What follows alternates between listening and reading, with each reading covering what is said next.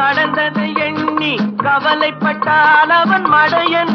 ஆஹா, நடப்பதை எண்ணி வருத்தப்பட்டால் அவன் மூடன். போடா வருவது வரட்டும் என்பவனே நல்ல ரசிகன். அவன் இவனே, இவன் அவனே.